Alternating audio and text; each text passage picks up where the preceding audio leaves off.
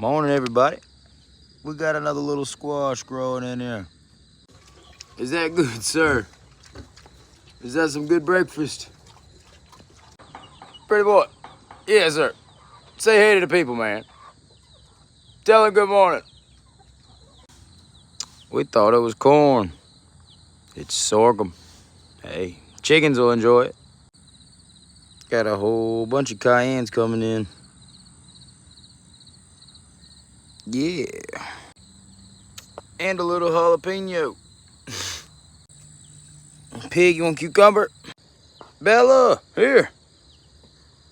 Oh. All right, you'll get it under the house. Bed and breakfast.